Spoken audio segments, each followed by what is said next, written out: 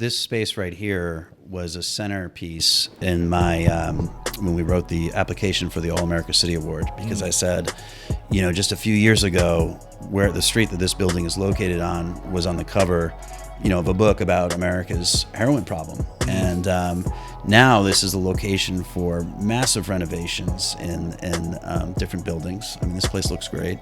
It's the headquarters for things like Winterfest. It's been a spot where we've brought the community together to break Guinness World Records and so forth. And so it was it was like a layup for me writing the application. Like, look, this is what it was used to describe previously, just a few years ago. This is what it's now doing now. And it's just, the turnaround's incredible. So that is a beautiful contrast in Portsmouth, that we're embracing our history and at the same time moving forward. New Local Legends Podcast.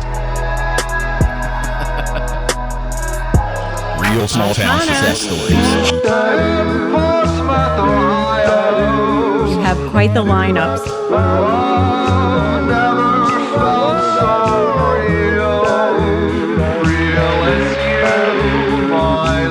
We believe that if people know better, they can do better. When you kissed me by the river. Sponsored by Glockner Enterprises. As pies are made at Glockner Chevrolet. Time to turn. Rich Moon. Welcome to the Speakeasy. The amount of love and compassion. The hope that's been bubbling up in the last few years. The finer things about Portsmouth. You just don't see that everywhere. Local legends only.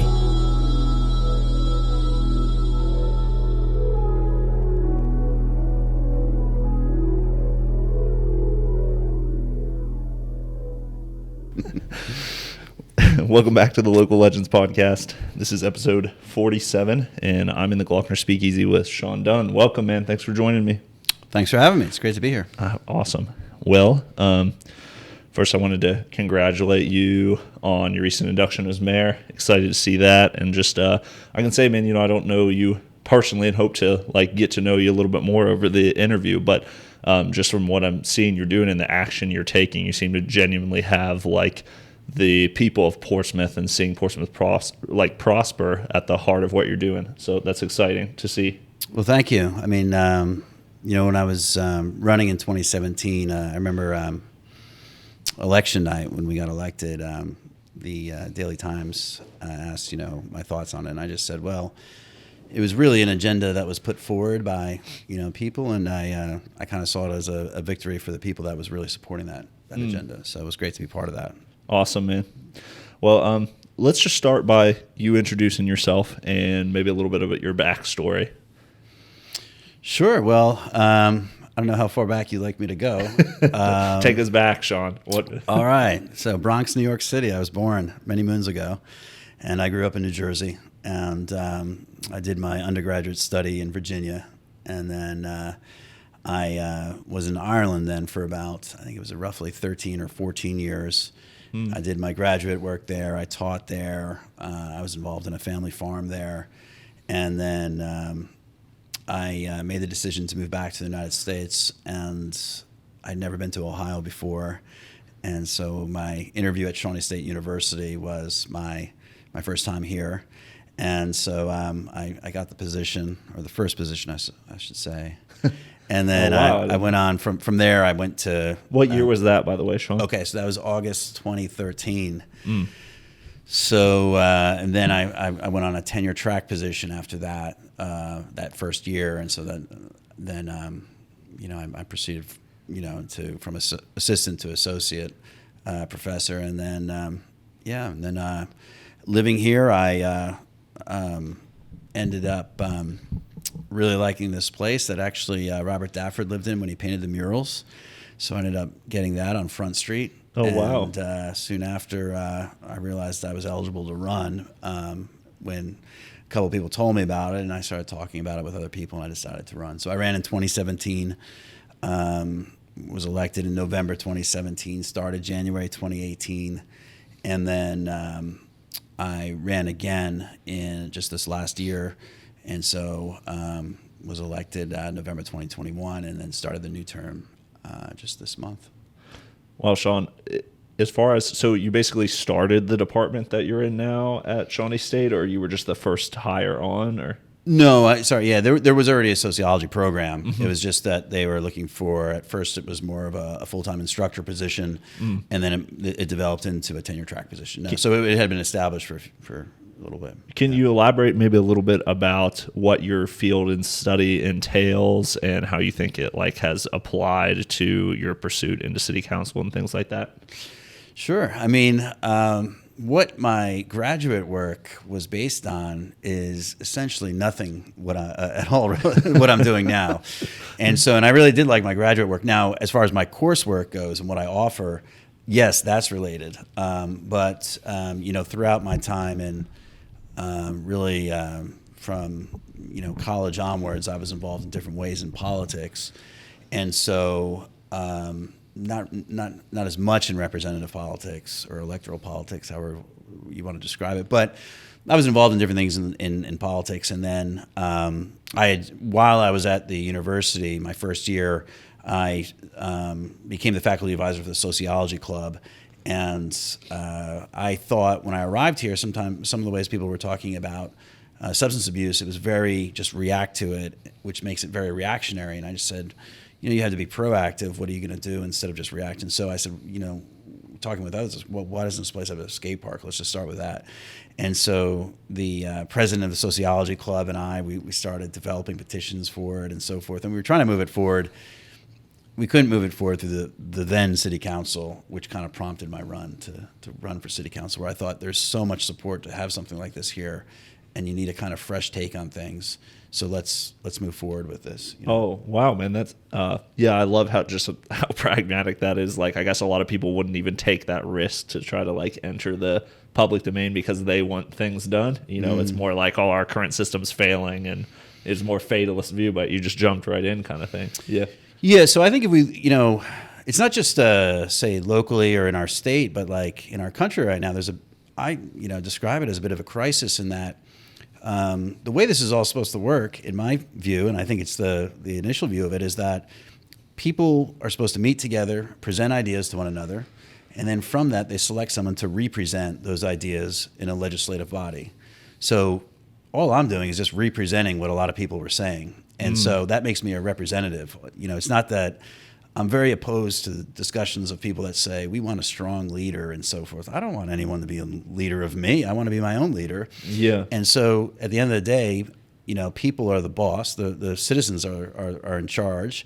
And so you develop an agenda, which is a positive word, not a negative one, in my view. And then you try to seek to get that represented at a legislative level. So when I ran in 2017, I like to show people this was my door hanger. I didn't say I could solve, the climate crisis or end cancer or any of these things.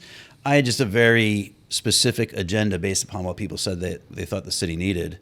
And I sleep well at night because we got it all done that I said that I would, do. And so, and again, we didn't launch anyone to the moon, but it's nice to be able to say, here's what people in my ward wanted with the city, wanted the city to do, and I went forward and I helped achieve those things with others.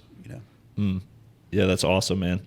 I mean, even with the skate park, as an example, you transformed a public space. That's traction for the entire community and kind of opening people's minds to what the implications could be for the future. So I love that. Yeah, I would say. In the early meetings about the skate park, I can laugh about it now, but. I remember, and another thing I made sure to do is I asked local skaters, you design it. You're the one skating it. It's not me. It's not people from outside the area. And I'm trying to include people in the process. And I remember seeing it after looking at the costs of other parks that size. I just remember the blood leaving my face, just thinking do you know how hard it's going to be to get all the money for this? But thankfully we did. With the work of others, we've been able to get it done. And so, yeah, it's great. Let's maybe start with the 2021 recap, just in summary. Like I said, you had recently recapped your 10 Portsmouth City Council initiatives from 2021, and I love that you just, you are very active on your personal Facebook page, and I think that's a really easy point of access for people, because contrast to the live stream, which is also important of city council meetings. It's just like there's a lot of people that maybe never tap into that for whatever reason. You know what I mean? So you just making that information available is cool. Let's run through them. So Portsmouth Passport, improving city council's African American representation, Portsmouth Street Art Project, code enforcement for vacant buildings, environmental sustainability, fighting discrimination, starting DORA, big fan of that one, Shop Portsmouth, planning, studying, zoning for the city, and then transforming physical spaces, repurposing spaces for a 21st century city, which I really want to dig into. But looking back, what can you say about the impact that some of these initiatives have had, and what kind of implications do you think these initiatives have on the future? Well, there was a lot that I thought could be updated, and cities are always changing. We experience cities and thinking like, okay, I'm going to drive to work, then I'm going to drive to the supermarket and all this. And you drive through it without thinking like it's always subject to change. And not just our city, but, the surrounding state we're in, the surrounding country we're situated in, and so forth. And so one thing that I was looking at when I saw certain spaces here is that this was a manufacturing city. You can call it that, of the 20th century, like many others, but it's changed. And so we shouldn't just sit here and have these things change, and then we think like, well, we don't go along with the change, we don't adapt to the change, would probably be the best way of saying it. Right. So I remember, just with the dog park, I drive by that, and it was like there was an old like picnic bench that was like beat up. And there was. Yeah, I forgot all about that. And there's usually someone like smoking a cigarette on top of it, but they had to sit on the table part because the bench part was kind of rotted away. And I just thought when you're driving by, you're like, oh man, this is just, this is kind of tough. And so now I'll be honest, the dog park is another situation where the community development director, Tracy Shearer, a Portsmouth resident, Ben Davis, they really made it look good. I had very low, like almost to the point of just put like an orange plastic, construction fence around it, and that's fine, start there. But they did a great job. But now when you drive by it, it's a space that's alive. We have people outside. Oh man, yeah. And it's great. I really enjoy going by it. And so you got like a lot of synergy going on there right now, because you just installed the electric vehicle charging stations as well behind it, which is cool. Right. That's, again, Tracy Shearer helped with that, and that was from Edwin Martell was really pushing that forward last year, and so they got that going. And so, yeah, it's great. We have that, and then actually just right by there as well is the space under Grant Bridge that we're trying to create a social space for both students and community to kind of get students to take that one step off campus into the city. And so we hope to add to that this year as well. Well, let's chop up the physical spaces thing a little bit more, Sean. Really curious on your thoughts of what you think is missing from our city that could further enrich the community, and what kind of ideas are you wanting to see like manifest into a physical space? Well, we've already started taking steps for riverfront development, and I think it's curious to go along when you go along certain cities of the Ohio River. There's some that have taken the approach of, okay, we need to build flood walls to protect from flooding. And others are like, no, we're going to keep this view and we're going to get flooded. And so obviously we went with the build a flood wall. And at times it seems like you're detached from the rivers. We just had a meeting yesterday, and people are emphasizing like, wow, you're at the confluence of these two rivers. This is such a river city. And the wall protects us on the one hand, and it's great. The other hand, we have to do more, I think, for riverfront development. We have this great resource here. Of course. And so we're taking steps to develop that, and I'd like to see that develop further.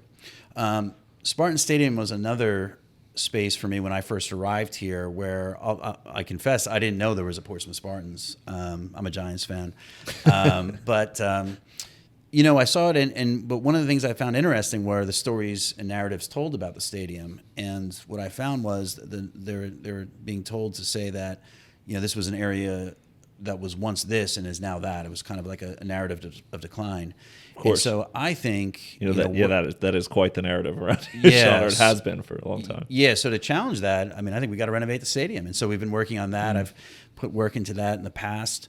And we'll put more into that this year. And hopefully, I don't think it's going to be the NFL that does it. I think there are grants available from the state that we should seek out. So spaces like that, I do see now in the private sector, you see a lot of, we're sitting in one, this renovation and repurposing of buildings and, helping people with that in different ways. I've been involved with, a variety of initiatives of people taking with different buildings here. So I see myself as like one of the things I do is assist them in different ways, whether it's letting them know what like liquor licensing is like and things like that, and establishing DORA to help, with bars and restaurants and so forth. So I think, we have to look at, and I mean, maybe to bring it back a little bit to the dog park where, there's things about the area that I didn't know. I'm still learning, and that's a disadvantage at times, and it's sometimes an advantage. And the dog park would be one example I'd give, because when I said we're not just getting any dog park, we're putting it right in the downtown.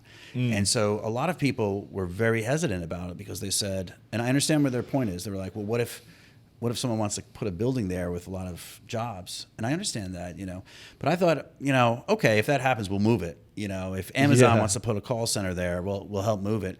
But we can't just continue to wait with what ifs. We have to move forward with like the what nows. And so, I just said, I understand where you're coming. Now, if I understand previous generations would look at that and be like, we have to think in terms of manufacturing, like who could be there, what factory, whatever. And that just was not on my mind. Yeah. So I think with a lot of these spaces, we should keep that in mind. And we have a lot of people now that are turning buildings into both, commercial at the bottom and then residential on the second and third floors. And so that's a new way of thinking about spaces. And so, we're seeing that in a lot of directions. That I think we look at the city with what's happening in other cities, and take ideas that we think are working there and develop them here. Well, it's cool to hear just you talking through it, Sean, how maybe you're empathizing or just considering all these different perspectives, because you're right. There's like this generational gap where it is very like this is what had Portsmouth humming at the beginning was these manufacturing jobs. And so we have to consider that, and just kind of allowing people to have their seat at the table and take action, like what's the most expedient option and how can we make something happen now and then, consider for the future.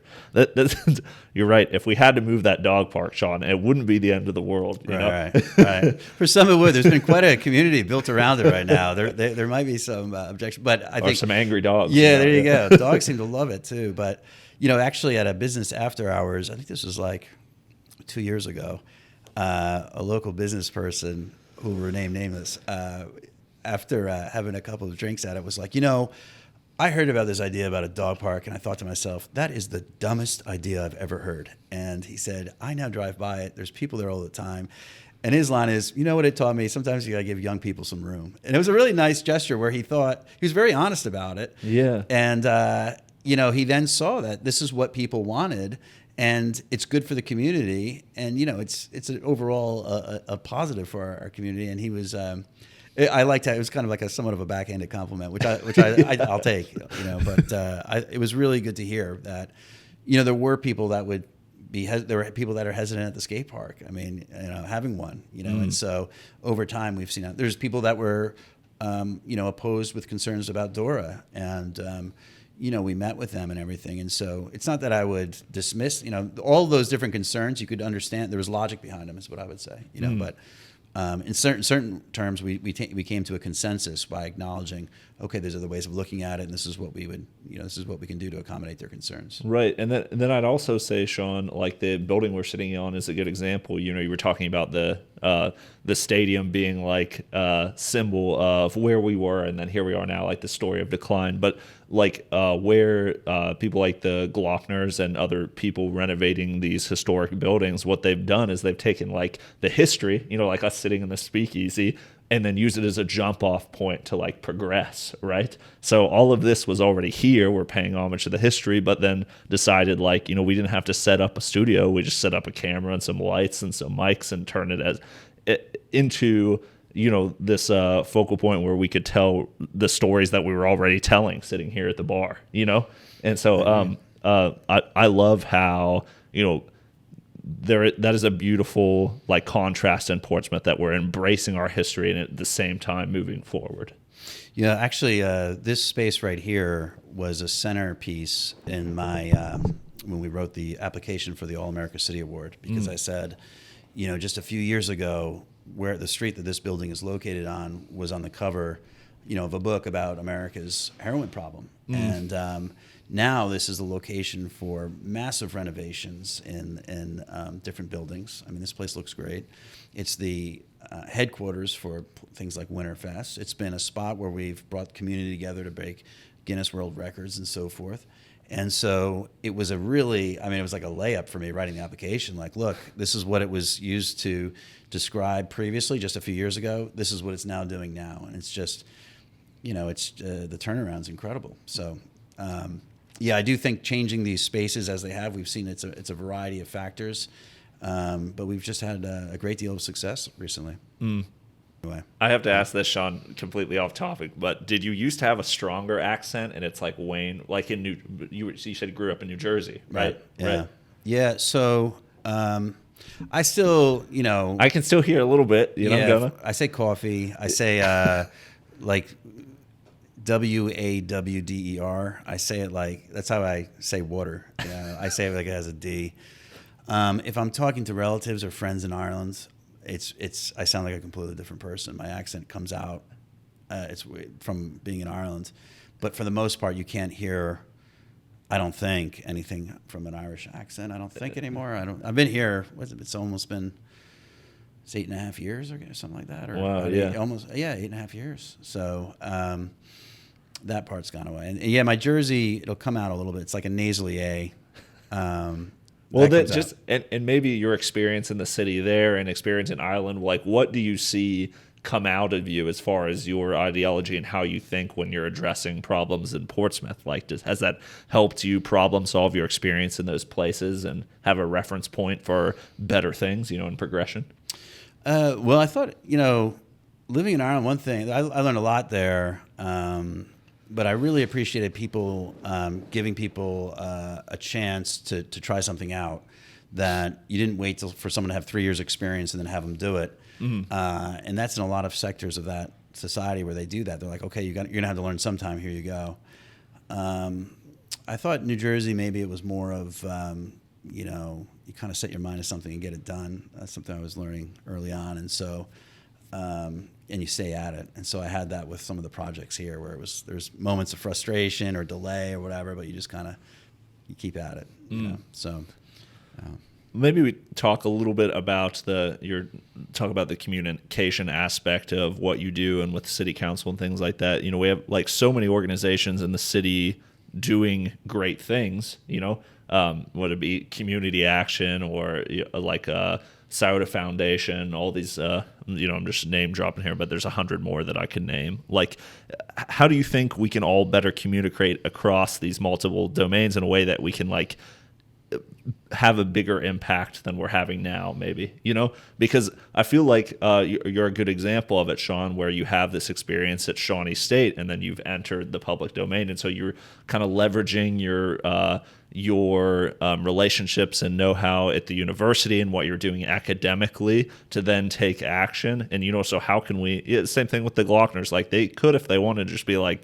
we just sell cars like that, but instead they're renovating historic buildings and, repainting, it's just, like the more we can generalize and cross domains, I think that's generally a good thing. But how do you think we can up communication and start those conversations? Well, I guess from the university experience, I thought early on, number one, I hate textbooks. So do students. They hate the costs. I hate the whole industry. So I try to avoid that. And I also try to get students to work on, to do coursework that has some type of impact. And early on, I thought, okay, the things we talk about can lead to the things we do. And so when I was designing the senior seminar course for the university, it was based on the idea of contribute to the conversation of this area.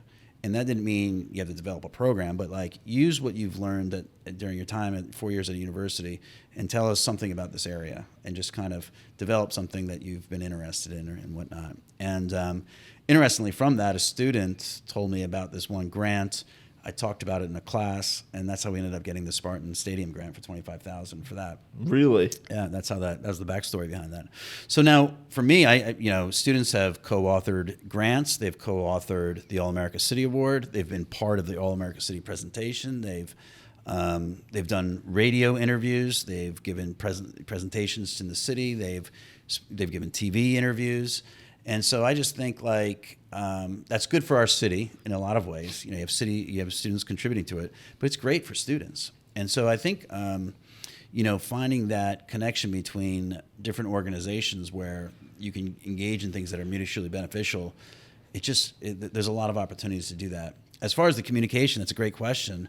That was part of our meeting yesterday. That how do we?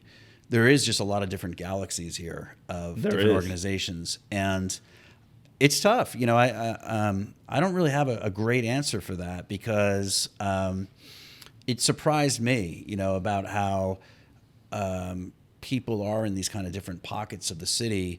And you would think it's not an enormous city that it would be easy for this communication to travel around or different information to travel around.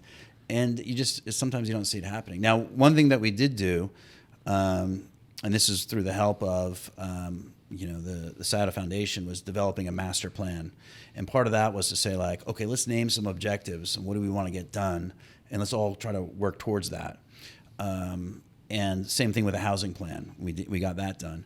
The meeting yesterday was to develop our city as part of this river recreational trail. And I think something like that is very helpful because you can delegate different responsibilities and say, let's work towards this goal of, how do we communicate to a couple in Cincinnati that are thinking we'll go down to Portsmouth instead of county. How do we develop that message? Let's work on it together. So in projects like that, maybe that's, one, planning together, like a grand overall, plan. But then on projects that could benefit from different types of input, would just help us practice working together. And it's not, again, it's not like it's because of animosity between groups. It's just everyone's in their own galaxy. 100%. Yeah. I think that's the key right there. And when you're talking about the recreational things that you're developing, and even my personal experience, Sean, is a lot of the business connections and the people that I work with day to day started because I attended PSKC. You know what I mean? So it was it started with recreation, which makes everyone kind of break their national habits and kind of get out of their galaxy because they have this common want or need. Could be the same thing with the riverfront, just getting more people down there regularly. And then we start having conversations about lifestyle and business and see that we can help each other necessarily starts to break down those barriers. So I think the more recreation we have, like you're saying, and other facets like that just get people out and intermingling, I mean, it can only be a positive thing. Yeah, it's interesting what I was thinking about when you were saying that. It was when I was canvassing in 2017, two examples spring to mind. There was an older lady who had this small little dog that was barking when I knocked at the door. And she had to hold the dog. She couldn't open the door because the dog is just such a handful.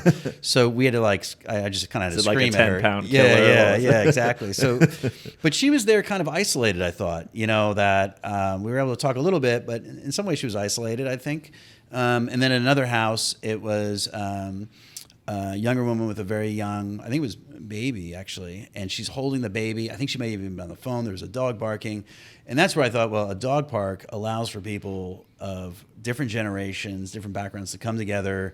And it's easy. You can be shy and the dogs start the conversation. That's the icebreaker. One dog meets the other dog and you talk about it. So I think in spaces like that, they have different types of activities. It can be recreational, things like book clubs or whatever, and people from different backgrounds to get together and talk that their paths normally wouldn't cross. They wouldn't cross in certain social networks, or they wouldn't cross in certain business networks. If you create a third space where they can meet, I think it's great. I think different restaurants and coffee shops also allow that to happen. Man, yeah, there's a lot of business being done at the lofts, dude, right. For real. Right. And so there and in a lot of places you just meet people, and it's just great for having spaces to do that. Now it's great that we're converting some outdoor spaces where you can do that. Main Street did a great job on the space on 2nd Street, and then different types of conversion, like the skate park is in a space where a park that was very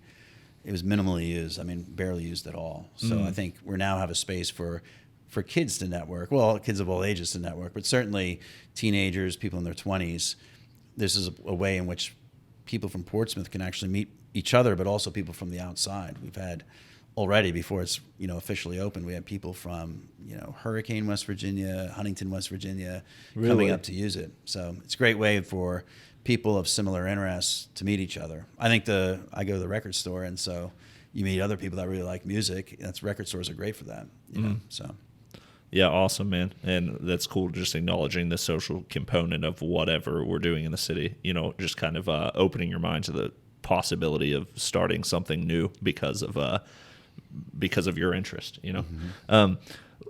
Here's something else I want to talk about, Sean. I read The Case for Rural, which was that study put together by the Center on Rural Innovation, that in hand kind of with David Kilroy and Eric Braun, because they were working on these EDA grants for the Career Innovation Hub. Incredible case study on how rural communities like Portsmouth can strategically leverage diverse sources of funding to build out a digital economy. And just the digital economy, Web3, the metaverse, it's all very sensationalized since the rise of NFTs and Facebook's rebrand as Meta and those kind of things. But what's really interesting is that Shawnee State University, the gaming program, local entrepreneurs like Paul Yost have been on the ground floor of this next wave of technology for a long time. They have not, they're not jumping on the wave. They were part of kind of the initial inklings of augmented reality and, simulation, those kind of things. I love that just for how rural Portsmouth is, we have some seriously progressive entrepreneurs in the digital space. And I think that can only strengthen us as a rural community. And that's what their case study was showing. Can you speak to some of the opportunities maybe you see in tech or digital spaces for Portsmouth and any areas of opportunity you're interested in exploring with that? Yeah, I mean, there's developments going on now in Chillicothe Street where hopefully, and that was part of that tour. I was on the tour when they came here to look at different spaces. I jumped in at that point of the tour, and they loved what they were seeing on Chillicothe Street. And I guess one of the things you look at is some of the people that you were mentioning there, or all the people that you're mentioning there, are just thinking in very creative ways, and part of what I think a city can do is encourage creativity, and sometimes easier said than done. If we go back to having a new idea for the city, to at least entertain the possibility, you don't have to say yes to everything, but certainly you shouldn't be saying no to everything. Creating spaces that, or parts of spaces that are trying to be creative to encourage further creativity. I think this attracts very, creative thinking people. It makes creative thinking people happy to see other creative things. And so it's something that we should keep in mind when we're, developing different policies or programs or places and so forth. I mean, I give the example of, I read a study of these guys that felt they were less masculine if they threw away their litter. And I thought, this is ridiculous. And so, when I read it, I'm like, well, okay, do we just call these people ridiculous and end it at that? I mean, at the end of the day, they're still going to litter then. You still got the empty Coke bottle. So then that's what led me to design a trash can shaped like Michigan's football symbol. And having Was that you? Yeah. So I thought, well, okay, we can meet them halfway and have them. They're not going to feel masculinity as threatened. Right. They're calling Michigan trash, and it's kind of fun to do that. And it's a good rivalry. It's fun. But at the end of the day, we've now increased the amount of trash going into the proper places. If Michigan wanted to do one for Ohio State, all the more better.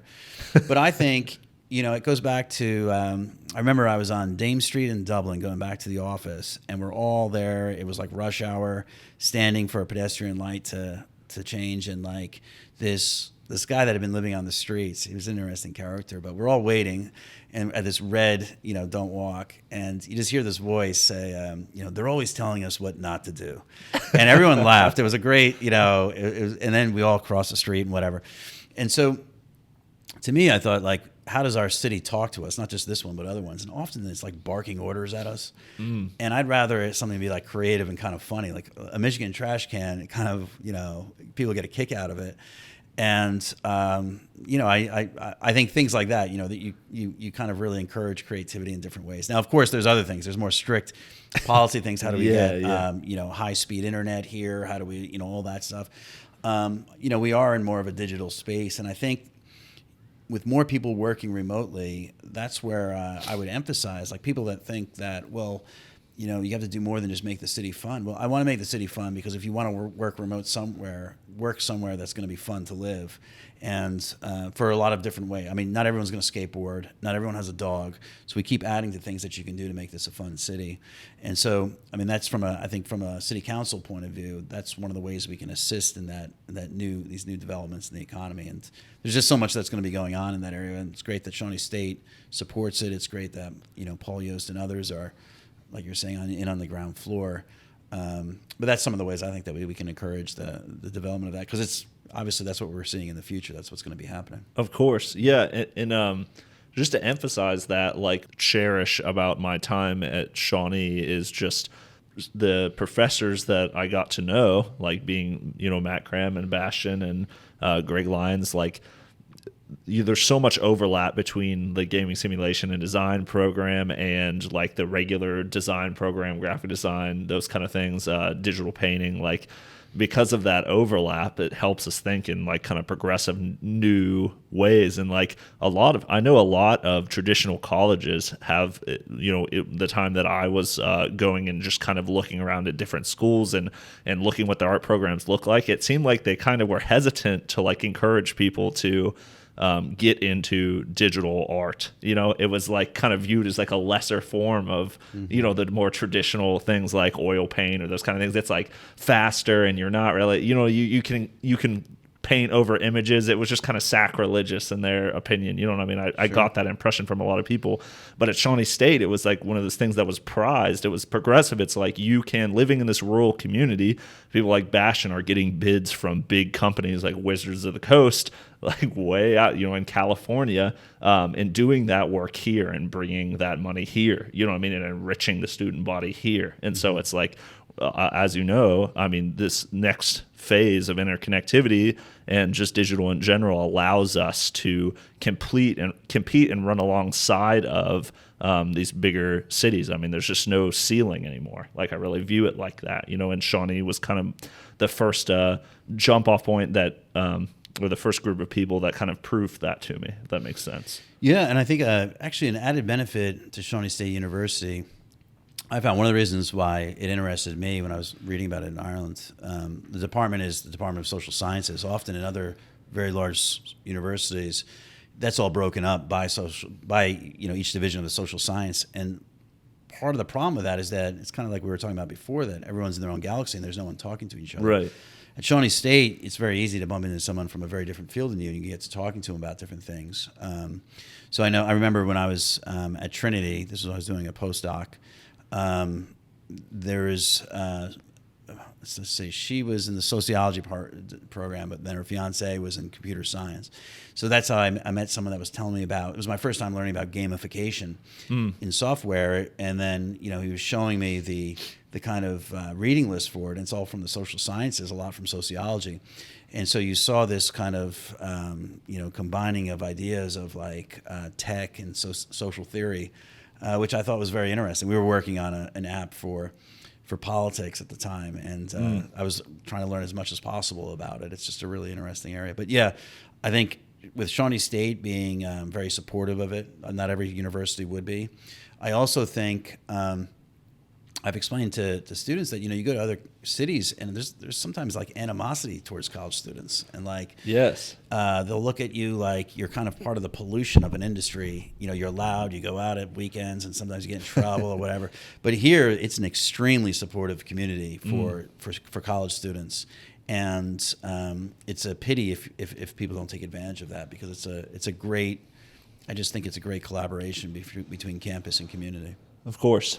Yeah, I like your elaboration on that, Sean. You shared an interesting article on your personal page a while ago just about fentanyl deaths in the United States, and it was like just last year alone, it was like 41,000 or something like that.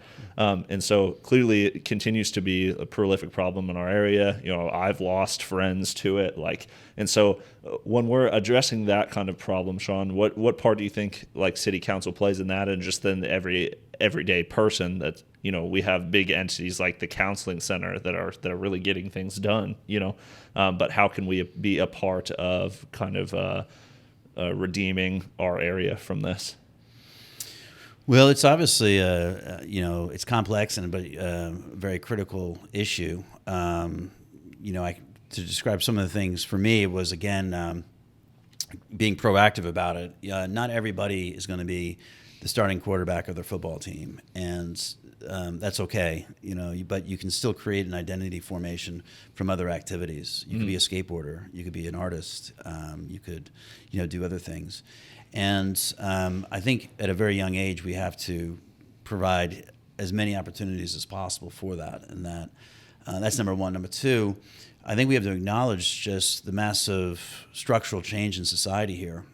What I thought was interesting moving to Portsmouth from Ireland, I experienced Ireland at a time where there used to be this very strong religious influence. It wasn't only the anchor kind of institution. It like every other institution was governed through its relation to the Catholic Church. That changed because the influence of the church started declining. And that decline didn't just influence the church, it influenced how these other institutions related to one another. Here, I would see it less as a decline of a religious institution, but a decline of an economic one. So the factory system and manufacturing in general, it was more than a paycheck. It was it was part of the cultural formation here. And the decline of that one key institution affected everything from education to family to, and so forth. And so I think what, we have to think about is, well, how do, and I'm saying it at a structural level to say that often when we think about, someone involved with substance abuse of one kind or the other, we kind of think of like their individual choices, and that's part of it. Oftentimes it's, people escaping from certain things that were traumatic or problematic. Sure. But what we should look at is at a structural level, how are we creating those spaces that traumatize people and that cause problems for them? Most people wouldn't go out and start a family and then and create painful memories for their children. Of course. However, a family could get started, people could, lose their jobs, they can and all these pressures get added on, and it adds, all these different types of social problems. So I think, acknowledging that we're not in the 1940s anymore, and that every person's not leaving high school, or most people aren't leaving high school going right into a factory for a decent paying job. What we have to see is how do we now adapt to provide people with things like economic security, provide them with spaces to enjoy themselves and so forth. So at a structural level, we should think about like how do we want education to relate to things like the economy, to relate to things like politics, to relate to things like religion, so on and so, and the family and so forth. So how all those different realms of the city are connected to one another. We should critically think about it, and in some ways are like how we do have a university that's very much trying to help the city in different ways. We have the private sector that are doing things like some people could take the money that it would require to renovate a building like this and put it in the stock market. Of course. What we've seen instead, people say, no, we're going to invest it in the community. So I think it's, certainly a collaborative approach. And, for me, I'm on the board at the counseling center. I have tried to, at times, we've connected them to students at Shawnee State where they can try internships with it as well. I've helped, put together or just assist in connecting people to put together new programs. The counseling center is doing things like art therapy to help people. They're now looking at things like culinary therapy. And so, again, that's like people from different galaxies kind of like talking to one another, which I think is very helpful. I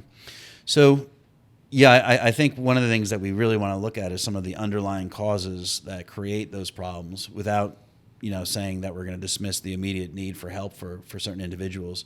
But this area, in many ways was, and other areas like it were under attack in a number of ways. And I think by the changes in things like the overall formation of the city, largely from departure of manufacturing, we saw the departure not only of just capital from the jobs there, but kind of the cultural formation got a shock treatment. These drugs came in, and a lot of people that had issues that were developed from that and developed elsewhere.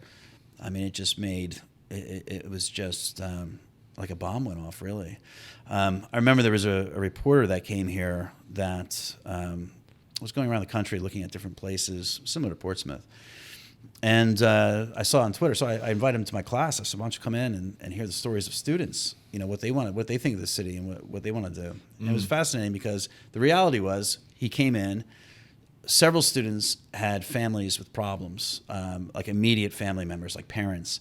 And in their responses, they're in the sociology class saying, I'm learning about, how these problems were caused, and now I want to help people, not just, my parents, but others to avoid this problem. And it was such a story of redemption, and these students' stories were so inspiring.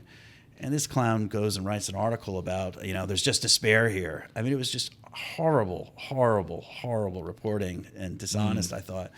And he included that storyline in the book that he wrote when he mentions Portsmouth. But anyway, I thought from my own personal experience, you hear more, particularly of a younger generation, saying like, yeah, we realize that like, the previous generation was just under attack. Ours still is, and so let's work to address the issue. Well, I love how you frame it as this holistic issue of like, what are we providing people as alternatives where they're not reaching for this like escapism, you know what I mean, or are put in these like unwinnable scenarios, like you're saying. And so I think, I think that's really powerful, Sean. And Max Lyles, who runs like Not Your Average IVs, that podcast, just him sharing some of the stories of people that are like actively in recovery. They're almost always identifying this is not like this kind of gateway drug mentality. It's like it is a response to the trauma in their lives for all these outside factors like loss of jobs and just the deterioration of family because of those things. And so you putting it in that light, I think, is the right starting place and a nice frame of mind for just like the community to be in. To solve the problem. Yeah, I think. I mean, I had a very close friend who passed away from an overdose, and I think part of, if you looked at that person's gateway drug, it might have been humor. It was a way of dealing with like things like social anxiety at first and so forth, and like that was like used as a coping mechanism, And so before even like even smoking a cigarette or drinking a beer or whatever, and so I think the gateway drug thing is just. It's just a clumsy. I'm glad that he's kind of challenging that, because it's such a clumsy way of thinking about it. Yeah. I mean, at the end of the day, if there was a bag of heroin in front of us, I just have no desire to do heroin, and I don't think you do either. So like we would then ask, well, what is drawing people to it? And it's not it's not that I have to just say no. I just don't see a reason to say yes. But that doesn't make me. For me, there's nothing that I'm escaping from, or there's no. So what we would explore, I think, and it's important to remember, is what situations are we creating that people are escaping from? And there's a lot of contributing factors to that. And that's looking at things at a very structural level, while also, I think it's important what the counseling center is doing is taking care of it on an immediate level with individuals that need immediate help. Sean, man, super excited for the current year, especially with you at the helm of Portsmouth City Council. Anything else you want to share or are excited about? Maybe just a plug for people that are wanting to get involved, listeners that might have an idea that want to share with you. How can they reach out to you, and what are you looking forward to, man? Well, on the first part, it's great. I'm glad you asked that question because, as I said earlier, it's people are the boss. You present the ideas and we represent them essentially. So I'm always happy to hear about new ideas, or if certain ideas aren't working well, to think about how we can correct them. So, my contact information is on the city website, and I'm out there on Facebook, I guess, as well. So I'm always eager to when I first started, actually, I held these like monthly clinics, mainly because I think no one knew who I was outside of the first ward, and it was just good to meet people. I think you asked also what are some of the things that I'll be working on. And Sure. The River Recreational Trail, I guess to give a little bit of background on that, it's this was created, it's like a 275-mile section of the Ohio River that would be used for paddle sports and things like that, paddle trips as well. Mm-hmm.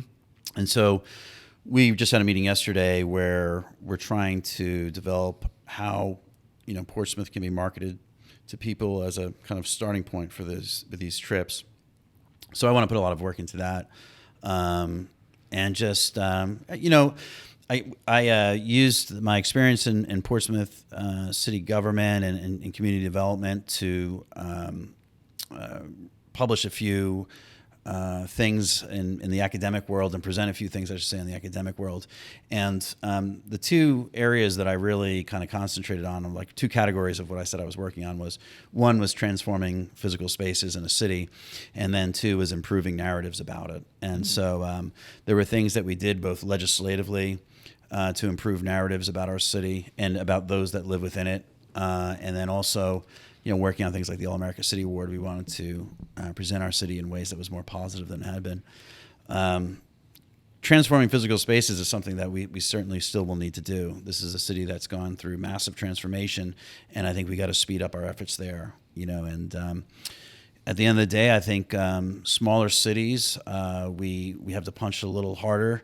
We're seeing like migration trends of more people going to larger cities, and so I think that means that people in the private sector have to add a little bit more, as we were seeing, and it's done great.